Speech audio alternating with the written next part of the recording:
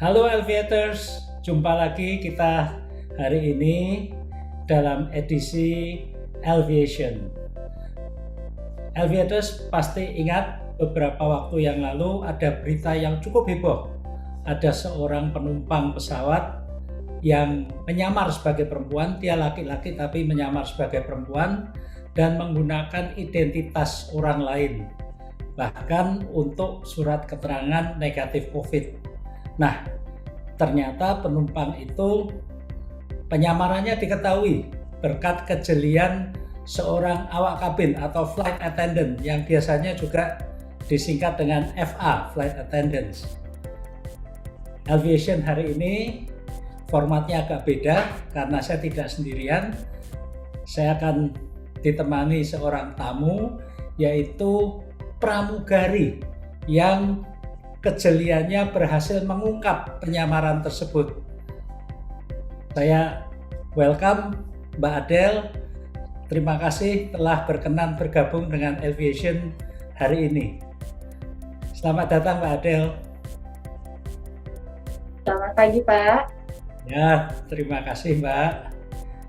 Nah, makin cantik kalau maskernya dilepas. Toh kita juga masing-masing dalam ruangan yang sendirian, tetap memenuhi protokol kesehatan.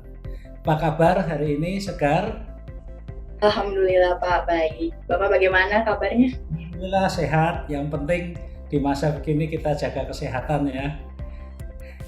Mbak, sebelum kita mulai, supaya para aviators ini juga kenal Mbak Adele, juga kenal perusahaan Mbak Adele, mungkin kita akan berkenalan dulu dengan Mbak Adele. Mbak Adele ini ceritanya bagaimana kok bisa sampai bekerja sebagai awak kabin di Citylink? Ya, baik, Pak. Awal mula saya join dengan Citylink itu pas setelah saya melihat ada job fair. Lalu di situ saya melihat ada booth Citylink. Nah, yang saya tahu Citylink itu adalah anak dari perusahaan Garuda. Nah, jadi saya mau mencoba. Nah, lalu saya apply CV saya di situ. Terus saya mau mencoba. Setelah itu saya dipanggil ke ruangan, lalu dicek tinggi berat badan, lalu conversation dengan berbahasa Inggris, lalu bagaimana kita berjalan, seperti itu Pak. Lalu setelah sampai tes tinggi berat badan, kami memasuki tahap berikutnya. Tahap berikutnya itu yaitu kita psikotes dulu Pak. Nah, habis dari psikotes, baru kami background check. Nah, dari background check itu kita ada pantuhir di mana kita bertemu langsung oleh BOD dari PT Citylink. Setelah dari pantuhir, kami ada medical check up. Dan alhamdulillahnya pada saat itu medical check up sehat, lalu kami langsung ke ground training. Seperti itu, Pak. Prosesnya cukup panjang ya, jadi sampai diwawancara oleh direksi ya, nggak main-main. Iya Pak, memang cukup ketat Pak untuk seleksi menjadi pramugari di sini, di Citylink. Jadi yang berhasil menjadi pramugari itu betul-betul lolos saringan berlapis-lapis ya? Iya. Ya Mbak, kemudian ini saya juga ingin tahu ya, apa yang membuat Mbak Adele ini tertarik terhadap profesi awak kabin? Pada saat mulai itu Pak, waktu saya masih kecil, waktu saya masuk ke dalam pesawat, saya melihat itu pramugari itu cantik sekali. Mau dari pagi-pagi, naik pesawat pagi-pagi, dini hari, ataupun malam hari, mereka selalu cantik dan selalu ramah. Lalu di situ saya juga melihat kalau jadi pramugari bisa traveling kemana aja tanpa kita harus memikirkan tiket pesawat. Jadi saya pikir saya jadi kepengen gitu menjadi pramugari. Gitu, Pak. Iya, jadi kalau pramugari itu selalu elegan ya, traveling nggak usah keluar duit, tiket pesawat nggak usah, hotel juga sudah dibayar kan. Nah, itu memang daya tarik tersendiri ya. Kemudian untuk mulai diterima sampai bisa betul-betul bekerja, itu proses pelatihannya berapa lama dan apa saja materi pelatihan yang dijalani? Pada saat itu kurang lebih 6 bulan. 6 bulan itu di mana 4 bulannya adalah ground training, di mana kita harus mempelajari tentang aircraft itu sendiri atau pesawatnya, lalu bagaimana kita menghadapi situasi keadaan emergensi, lalu bagaimana cara menyelamatkan penumpang dengan waktu yang tertentu, lalu dengan bagaimana cara kita mengatasi atau menghadapi penumpang yang mungkin di atas atau di dalam pesawat sakit, lalu ada penumpang yang tidak bisa untuk dikontrol. Jadi kita mempelajari itu semua, Pak.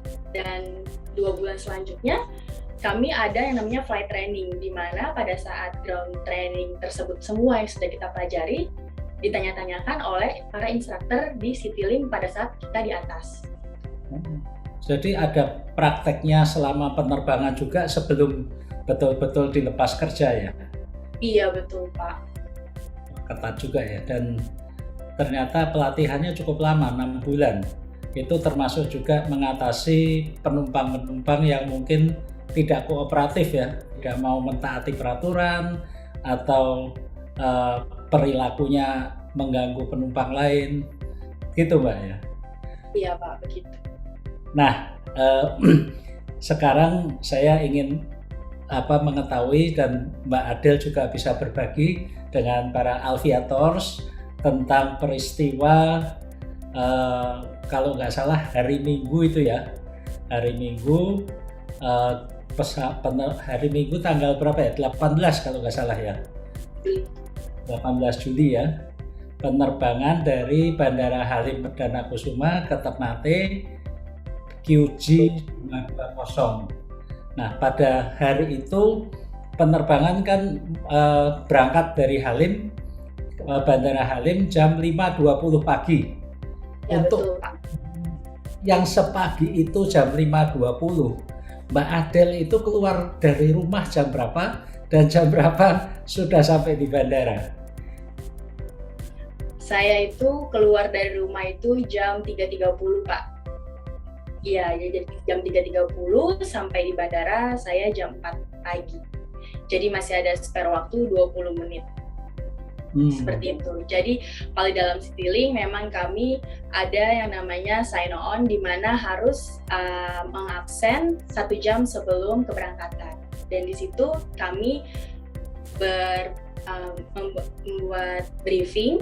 Kami briefing di mana untuk koordinasi kru, lalu checking and showing seluruh atribut seperti license, lalu dokumen-dokumen seperti itu, Pak. Wah, lumayan juga ya. Jam 3.30 sudah keluar dari rumah, berarti jam 2 udah siap-siap dong. Sebab keluar dari rumah kan harus sudah rapi, udah cantik semua itu. Kemudian di Bandara Halim ada briefing, cek license, kemudian briefing itu oleh siapa Mbak? Isinya itu Pak, bagaimana caranya bagaimana koordinasi kru, koordinasi krunya Pak. Jadi sudah tahu job desk mana aja yang memang harus kami kerjakan pada saat di dalam pesawat, seperti itu. Dan kebetulan itu memang saya diposisikan menjadi FA4. Oh, jadi ada pembagian, mungkin ada sektor-sektornya ya. Sektor ini penumpang nomor sekian sampai sekian, tanggung jawab siapa, kemudian tugas-tugas lain ya. Nah, mulai masuk pesawat itu jam berapa Mbak pada hari itu? Pukul 4.30 deh, 4.30 Pak, sekitar 4.30, karena kami pesawat itu harus take off jam 5.20, jadi kita harus prepare juga ke dalam pesawat. Iya, pilot juga butuh waktu ya untuk menghidupkan pesawat, kemudian setting kendali pesawat dan sebagainya. Nah, dalam penerbangan tersebut QG 220 pada hari itu ada berapa banyak penumpang, Mbak? Ada 64 penumpang, Pak. 64, nggak terlalu penuh ya, sehingga cukup lega ya. Nah, dalam penerbangan yang cukup panjang itu kan penerbangan lebih 3 jam 30 menit ya. Itu apakah ada peristiwa-peristiwa menonjol, cuacanya bagaimana, dan sebagainya. Apa yang Mbak Adel alami dalam penerbangan tersebut? Di dalam penerbangan tidak ada kendala apapun, Pak.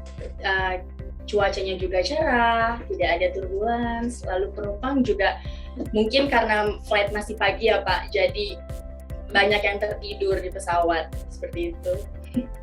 Banyak yang tertidur ya. Biasanya saya juga gitu sih, flight paling pagi, begitu udah dapat seat belt on, udah bablas tidur gitu. Iya betul Pak. Untuk penerbangan yang 3 jam 30 menit itu apakah ada pelayanan makan minum, Mbak? Untuk makan dan minum kami adanya penjualan Pak, namun harus menghubungi awak kabin karena mungkin lebih banyak yang mungkin membutuhkan karena alasan medikal seperti mungkin minum obat seperti itu Pak. Karena mungkin di masa pandemi ini kami juga mengurangi untuk konsumsi makanan dan minuman pada saat di dalam pesawat.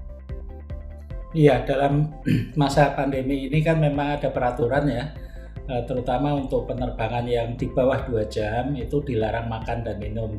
Tapi yang di atas 2 jam memang diperbolehkan dengan persyaratan ketat, selesai makan minum pakai masker lagi gitu ya. Baik Mbak. Nah, kemudian bagaimana Mbak ceritanya mungkin dari awal ya, Mbak bisa menemukan penumpang yang menyamar, laki-laki menyamar sebagai perempuan, dan selama penerbangan tersebut apakah penumpang tersebut juga gerak-geriknya aneh atau biasa-biasa aja? Mungkin Mbak Adel bisa cerita agak santai, agak panjang gitu. Ya, mungkin Pak pada saat di penerbangan, maksudnya pada saat di in-flight itu tidak ada sama sekali yang mencurigakan. Gerak-gerik para penumpang juga menurut saya itu normal-normal saja gitu. Karena kami kan juga setiap 15 menit sekali kami juga mengecek ke cabin seperti itu Pak. Jadi kami juga mengetahui penumpang mungkin ada yang tidur atau mungkin ada yang melihat-lihat ke luar seperti itu Pak. Jadi itu sangat normal, tidak ada sama sekali hal-hal yang mencurigakan gitu. Terus perilakunya normal-normal saja ya selama penerbangan ya. Normal aja. Terus penumpang ini duduknya di depan atau di belakang atau di tengah Mbak, dalam cabin itu? Oh bapaknya, mohon maaf, penumpang itu di nomor 16D. 16, jadi tengah-tengah di belakang emergency exit ya, beberapa seat di belakang. Iya, di tengah-tengah. Lantas gimana Mbak ceritanya itu? Ceritanya tuh Pak, untuk mengapa saya mengetahui itu pada saat setelah pesawat sudah landing di Ternate. Begitu. Jadi pesawat sudah landing di Ternate, lalu proses untuk keluarnya penumpang dari pesawat.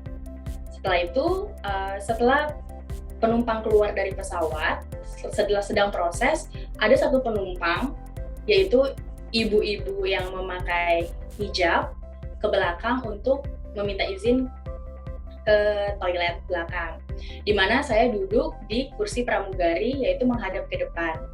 Lalu saya melihat ke belakang, saya melihat, oh ini ibu-ibu mau ke belakang, mungkin mau ke toilet. Tapi yang saya perhatikan lagi, kok ibu-ibu ini memakai celana laki-laki, seperti celana laki-laki gitu Pak, yang gombrong, lalu memakai kets berwarna hitam. Namun saya berpositif thinking, oh mungkin ini style ibu ini gitu. Jadi ya udah, dengan normalnya saya membukakan pintu toilet tersebut.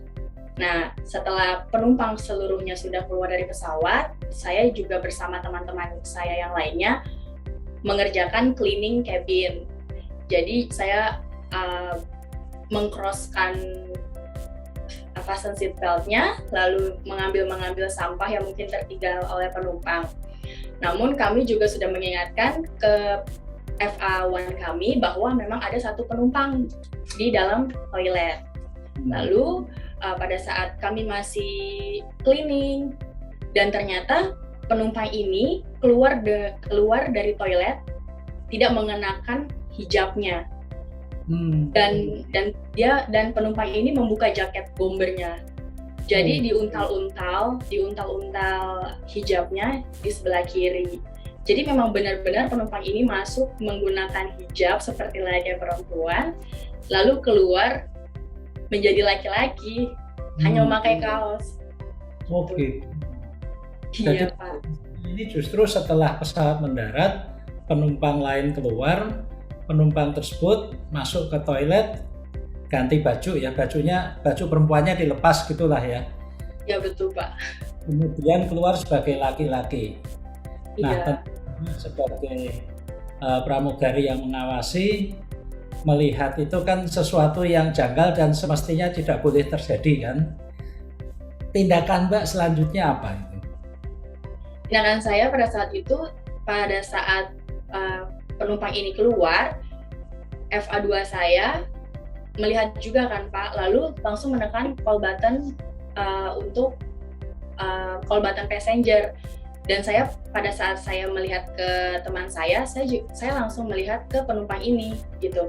Dan saya langsung shock yang seperti, ini berarti beneran laki-laki gitu. Karena pada awalnya saya juga mengira laki-laki, namun saya tetap berpikir positif kan Pak, karena memakai celana laki-laki ini gitu.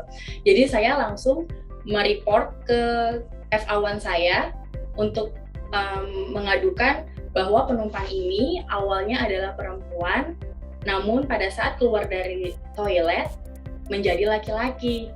Nah, FA1 saya langsung report juga ke orang rem yang di Ternate bahwa tolong dicek identitas si penumpang ini gitu. Oh, jadi laporan itu juga ada ini ya tingkatannya ya Mbak, sebagai FA ke FA1. FA1 memberikan informasi ke petugas rem ya, petugas Iya, yang ada di yang masuk pesawat itu ya, yang biasanya menjadi penghubung kan itu ya. Kemudian setelah petugas rem itu diberi informasi, selanjutnya apa yang terjadi Mbak? Pada saat FA1 saya sudah mereport ke orang rem, boarding proses pun sudah berlangsung Pak. Jadi kami memang waktu untuk stay di Ternate itu memang cukup sedikit, jadi hanya untuk menurunkan penumpang, lalu kami harus menaikkan penumpang lagi karena akan terbang dari Ternate ke Halim, seperti itu. Oh, jadi proses selanjutnya Mbak sudah tidak mengikuti ya, itu sudah dihandle oleh petugas-petugas di darat dan mungkin juga oleh AFSEC ya? Iya betul Pak. Dan Citylink itu kan memang perusahaan penerbangan yang efisien, turnaround time-nya juga paling-paling hanya 30 menit ya biasanya ya. Jadi penumpang turun langsung bagasi baru masuk, penumpang baru masuk. Jadi setelah di Ternate itu Mbak langsung terbang kemana? Balik ke Jakarta atau ada rute lain Mbak? Langsung balik lagi Pak ke Jakarta. Balik lagi, lumayan ya, 3,5 jam tambah 3,5 jam lagi ya. Tadi Mbak Adele cerita pertama kali melihat penumpang tersebut masuk sebagai perempuan, keluarnya laki-laki, sempat shock. Nah, dalam penerbangan atau shock itu berlaku berapa lama? Dalam penerbangan berikutnya balik ke Jakarta, apakah Mbak itu juga masih grogi, ada rasa gundah atau gimana nggak? Sudah enggak sih Pak, hanya beberapa detik saja saya shock itu cuma beberapa detik aja. Untuk penerbangan dari Ternate ke Halim itu saya sudah normal, sudah menjalankan tugas yang harus saya kerjakan. Iya, mungkin ini juga berkat pelatihan ya, menghadapi hal-hal yang menyimpang, emergency dan sebagainya. Shock boleh tapi jangan lama-lama, kemudian jalankan sesuai prosedur gitu Mbak ya. Iya. Nah, berikutnya Mbak, setelah Mbak melakukan sesuai prosedur, melaporkan dan sebagainya. Apakah ada tanggapan dari atasan Mbak Adele, mungkin dari pihak manajemen Citylink terhadap peristiwa tersebut? Untuk dari BOD dan para manajemen Citylink sangat berterima kasih kepada kami karena sudah menjalankan tugas dengan baik, lalu sudah membangun koordinasi yang baik sesama kru, dan yang kami tidak sangka-sangka Citylink memberikan kami apresiasi khusus, yaitu Awareness Aviation Appreciation. Wow, luar biasa dan memang saya kira layak ya mendapatkan itu, karena awareness atau kejelian flight attendants ini berhasil mengungkap peristiwa yang dapat membahayakan penumpang lain dan juga membahayakan penerbangan pada umumnya. Jadi yang berkat kerjasama ya antara tim flight attendants dari QG220 pada hari itu berhasil mengungkap penyamaran dan penyalahgunaan identitas orang lain sehingga terungkap dan dapat diproses sesuai peraturan perundang-undangan yang berlaku. Sebagai dari peristiwa itu hikmah apa Mbak yang bisa diambil buat Mbak sendiri dan mungkin juga bisa berbagi untuk flight attendants yang lain dan juga untuk penumpang-penumpang? Hikmahnya yang saya ambil dari kejadian ini Pak, di mana kita harus saling membangun komunikasi sesama teman kerja, lalu aware juga terhadap keamanan penerbangan, lalu juga selalu waspada karena awak kabin itu atau kami merupakan the last barrier profiling for passenger gitu. Dan pokoknya selalu memberikan yang terbaik untuk setiap penerbangan. Kemudian ini Mbak, ada mungkin ini keluar dari topik utama ya, untuk para aviators ini mungkin ada pengalaman Mbak Adele selama 4 tahun di Citylink yang paling berkesan apa Mbak? Jadi mungkin ada penumpang yang aneh, yang baik, ada penumpang yang ngeyel dan sebagainya. Ya mungkin ada keluh dan kesahnya juga ya Pak. Pada saat mungkin yang buruknya itu saya pernah merestrain penumpang pada saat itu penumpangnya memang tidak bisa untuk diomongkan baik-baik, lalu kami juga sudah memberikan peringatan, lalu pada saat in-flight memang sudah tidak bisa dikontrol karena juga mengancam keselamatan dari penumpang yang lainnya. Jadi saya beserta teman-teman saya di atas, saya merestrain penumpang tersebut.